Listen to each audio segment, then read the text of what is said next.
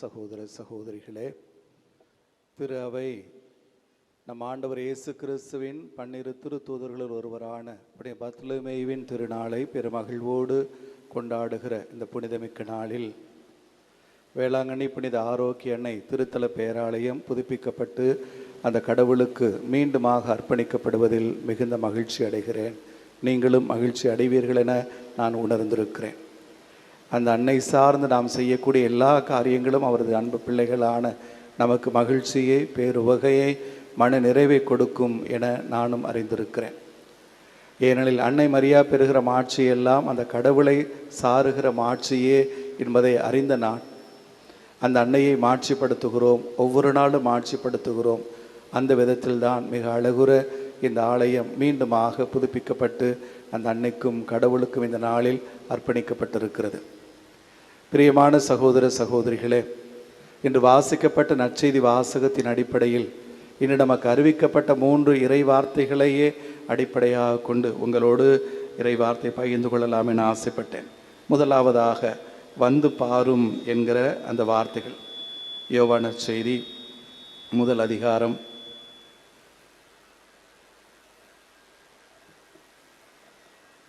46வது இறை வார்த்தை. பிலிப்பு நத்தனியேலை பார்த்து சொல்லுகிறார், வந்து பாரும் என்று. இந்த வார்த்தைகள் எனக்கு பிடித்தமான வார்த்தைகள். கடந்த புதன்கிழமை பிரான்ஸ் நாட்டிலிருந்து வந்திருந்த ஒரு அருள் பணியாளர் 2 குரு மாணவர்களோடு பேசி கொண்டிருந்தேன். அன்னை மரியா குறித்து, இத்திருத்தலம் குறித்து சில கேள்விகளை கேட்டு கொண்டிருந்தார்கள். பதில் சொல்லி கொண்டிருந்தேன். அந்த உரையாடலின், நெடிய உரையாடலின் இறுதியாக அவர்களுக்கு நான் சொன்ன செய்தி இதுதான். ஏராளமான ஆயிரக்கணக்கான மக்களை அன்னை மரியா தந்தையாம் கடவுளிடம், நம் ஆண்டவர் இயேசு கிறிஸ்துவிடம் அழைத்து வருகிறார். அந்த பணியைத்தான் இந்த வேளாங்கண்ணி புனித ஆரோக்கிய அன்னை இத்திருத்தலத்தில் அமர்ந்து செய்து கொண்டிருக்கிறார் என சொன்னேன். அன்னை மரியா வணக்கம் அல்லது அன்னை மரியா பக்தி இல்லையேல் கத்தோலிக்க விசுவாசம் குறைவுபட்டது என்பதாக உணர்ந்திருக்கிறவன் நான். ஆக அன்னை மரியா வழியாக வாழ்வதரும் அந்த மீட்பரை வந்து அடைகிறோம் என்பது உண்மை எனில், அந்த அன்னை மரியா நம்மையெல்லாம் பார்த்து வந்து பாருங்கள் என்று சொல்லி நம் ஆண்டவர் இயேசு கிறிஸ்துடன் நம்மை அழைத்து வரக்கூடிய அந்த பணியையே செய்து கொண்டிருக்கிறார். அன்று பிலிப்பு அந்த பணியை செய்தார். நத்தனியேலை இயேசுவிடம் அழைத்து வந்தார். பின்னொரு முறை விவிலியத்தில் பார்க்கிறோம், கிரேக்கர்கள் இயேசுவை பார்க்க வந்தபோது அந்த கிரேக்கர்களை இயேசுவிடம் அழைத்து வந்து உம்மை பார்க்க விரும்புகிறார்கள், உம்மோடு உரையாட விரும்புகிறார்கள் என்று சொன்னதும் இதே பிலிப்பு. நமக்கு அந்த கடமை இருக்கிறது. ஏராளமான மக்களை நம் ஆண்டவர் இயேசு கிறிஸ்துவிடம் அழைத்து வர வேண்டிய அந்த கடமை நமக்கு இருக்கிறது. பிரியமானவர்களே, நமக்கு கொடுக்கப்பட்ட நற்செய்தி பணியும் அதுதான். திருமுழுக்கு ஆற்றுவது என்பதல்ல, அதையும் தாண்டி நம் ஆண்டவர் இயேசு கிறிஸ்துவிடம் இவ்வுலக மக்களை கொண்டு வர வேண்டிய கடமை நமக்கு இருக்கிறது. வந்து பாரும் என்ற அழைப்பை ஏற்று இவரும் வந்து பார்த்தார் என்பதுதான் சிறப்பு. அவருக்கு ஐயம் இருந்தது, கலிலேயாவிலிருந்து நல்லது வர முடியுமோ என்கிற ஐயப்பாடு இருந்தது. அந்த ஐயப்பாடு அவருக்கு நியாயமாகவே தெரிந்தது. இருந்தும் கூட நண்பர் சொல்லுகிறார் என்கிற அடிப்படையில் வந்து பார்த்தவராக அந்த நத்தனியேலை பார்க்கிறோம். அந்த நத்தனியேலே பர்த்தலமேயுவாக இருக்க முடியும் என திரு அவை அடையாளப்படுத்துகிறது. ஆக வந்து பார்க்க வேண்டும் என்று ஆவல் கொண்டு நம் ஆண்டவர் இயேசுவை வந்து சந்தித்தவராக. அதே யோவான் நற்செய்தி முதல் அதிகாரத்தில் சற்று முன்பாக இன்னொரு நிகழ்வு சொல்லப்பட்டிருக்கிறது. அது அந்திரேயாவும் அவரது தோழர் ஒருவரும் இயேசுவை சந்திக்கப் போகிறார். உங்களுக்கு என்ன வேண்டும் என்று கேட்கிற போது, அல்லது ரபி நீர் எங்கே தங்கி இருக்கிறீர் என்று கேட்கிற போது இயேசு சொல்லுகிறார், வந்து பாருங்கள், come and you will see, வாருங்கள் நீங்களே பார்ப்பீர்கள் என்று அவர்களுக்கு சொல்லி அழைத்து போகிறார். விவிலியம் சொல்லுகிறது, யோவான் நற்செய்தி முதல் அதிகாரம் 39வது இறை வார்த்தை, விவிலியத்தில் பிடித்தமான வார்த்தைகள் ஒன்று எனக்கு, அன்று அவர்கள் அவரோடு தங்கினார்கள் என்று. இயேசு எங்கிருந்தாரோ அங்கு அந்த 2 சீடர்களும் அவரோடே தங்கியிருந்தார்கள் என்று வாசிக்கிறோம். இயேசுவோடு இருக்கிற அந்த பெரு வாழ்வுக்கு அவர்கள் பேறு பெற்றவர்களாக இருந்தார்கள். நத்தனியேலும் வந்து பார்த்தார், இயேசுவை கண்டார் என்று உணர்கிறோம். இந்த இறை வார்த்தை நமக்கு விடுக்கக்கூடிய அழைப்பு.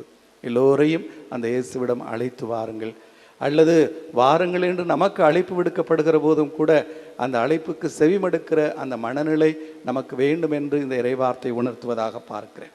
இரண்டாவது 47வது இறைவார்த்தை, யோவான் நற்செய்தி முதல் அதிகாரம் 47வது இறைவார்த்தை. நத்தனியேல் தம்மிடம் வருவதை இயேசு கண்டு, இவர் உண்மையான இஸ்ரவேலர், கபடற்றவர் என்று சொன்னார். இயேசு நம்மை பார்த்து சொல்ல முடியும், ஒரு நல்ல மனிதர், இவர் கபடற்றவர் என்று நம்மை பார்த்து சொல்லக்கூடிய விதத்தில் நமது வாழ்வு அமைந்திருக்கிறதா என்று. மீகா இறைவாக்கு நூல் 6ஆம் அதிகாரம் 8வது இறைவார்த்தையில் மீகா தன் காலத்து மக்களை பார்த்து சொல்லுவார், ஓ மானிடா, உன் கடவுள் உன்னிடம் வேறு என்ன எதிர்பார்க்கிறார்? நேர்மையை கடைபிடி, இரக்கம் காட்டுவதில் நாட்டம் கொள், உன் கடவுளுக்கு முன்னால் தாழ்ச்சியோடு நட. அதில் முதலாவது அவர் சொல்வது நேர்மையை கடைபிடி. அப்படிப்பட்ட நேர்மையாளராக நத்தனியேலை கண்டவர் இயேசு.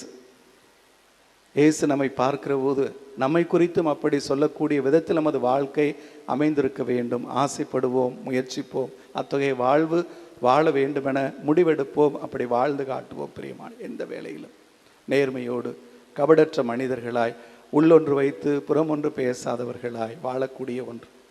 தன் மனதில் பட்டதை அத்துணை வெளிப்படையாக பேசக்கூடிய, கலிலேயாவில் இருந்தா நல்லது வந்துவிடும் என்று கேட்ட மனிதர் அவர். ஆக அதையே இயேசு வியந்து பாராட்டி, இவர் வித்தியாசமான கபடற்ற மனிதர், மனதில் உள்ளதை பேசிவிட்டார் என்று வியக்கக்கூடிய அளவுக்கு அவரது செயல்பாடு அமைந்திருந்தது. பிரியமானவர்களே, உள்ளத்தார் பொய்யாது ஒழுகின் என்று வள்ளுவர் சொல்வார். அந்த அர்த்தத்தில் தான் இயேசுவும் சொல்லுகிறார், இவர் கபடற்ற மனிதர் என்று. இரண்டாவதாக எனக்கு பிடித்தது இயேசுவின் அந்த மனநிலை. முன்பொரு நாள் திருமுழுக்கு யோவான் இயேசுவை குறித்து தன் சீடர்களை அனுப்பி கேட்டு வர சொல்லுவார். உண்மையிலேயே வரவேண்டியவர் இவர்தானா, வேறொருவருக்காக எதிர்பார்த்து காத்திருக்க வேண்டுமா?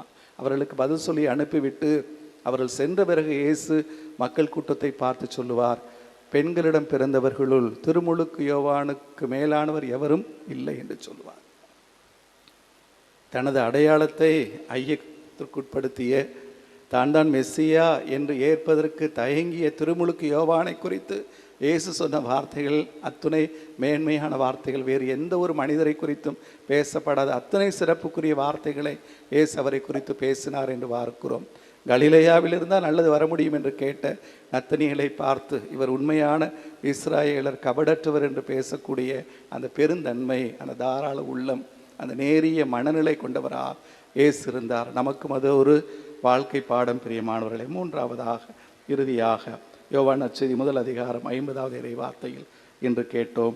நத்தனியேலை பார்த்து இயேசு சொன்ன வார்த்தைகள், நீ இதைவிட மேலானவற்றை காண்பாய், இதைவிட பெரியவற்றை காண்பாய். கடவுளை நம்பியிருக்கிற பிள்ளைகள் கடவுளது அருளால் வாழுகிறார்கள். அந்த கடவுளை தங்கள் வாழ்வில் ஏராளமான அருள் அடையாளங்களை செய்ய வல்லவராக பார்க்கிறார்கள், செய்கிறவர்களாக பார்க்கிறார்கள். அந்த கடவுளுக்கு என்னாலும் நன்றி அறிந்திருக்கிறார். வேளாங்கண்ணி திருத்தலத்திற்கு வரக்கூடியவர்களுள் பெரும்பாலானவர்கள் அந்த தாய் வழியாக கடவுளுக்கு நன்றி சொல்லவே வருகிறார்கள் என அறிந்திருக்கிறேன். தங்கள் வாழ்வில் பெற்றுக்கொண்ட அருள் வரங்களுக்காக, தங்கள் வாழ்வில் அந்த கடவுள் செய்த வியத்தகு செயல்களுக்காக, அந்த கடவுள் தம் அருள் பராமரிப்பில் நாளும் பொழுதும் தங்களை வழி நடத்துகிற தங்கள் இதய ஆவல்களை நிறைவேற்றிய காரணத்திற்காக அந்த கடவுளுக்கு நன்றி சொல்ல வருகிறார்கள் என அறிந்திருக்கிறேன். இன்று இத்திருப்பலியில் பங்கெடுக்கக்கூடிய உங்கள் எல்லோருக்கும் அந்த வார்த்தையின் அடிப்படையிலேயே கடவுளின் வாக்குறுதியாக சொல்லுகிறேன். எரேமியா இறைவாக்கு நூல் 33ஆம் அதிகாரம் 3வது இறைவார்த்தை, என்னிடம் அன்றாடு, உனக்கு நான் செவி சாய்ப்பேன், நீ அறிந்திராத மாபெரும் செயல்களையும் மறைபொருள்களையும் உனக்கு நான் விளக்கி கூறுவேன். மீண்டும் வாசிக்கிறேன். கடவுளின் வாக்குறுதியாக எடுத்து சொல்லுங்கள். என்னிடம் அன்றாடு, உனக்கு நான் செவி சாய்ப்பேன், நீ அறிந்திராத மாபெரும் செயல்களையும் மறைபொருள்களையும் உனக்கு நான் விளக்கி கூறுவேன். ஆமென்.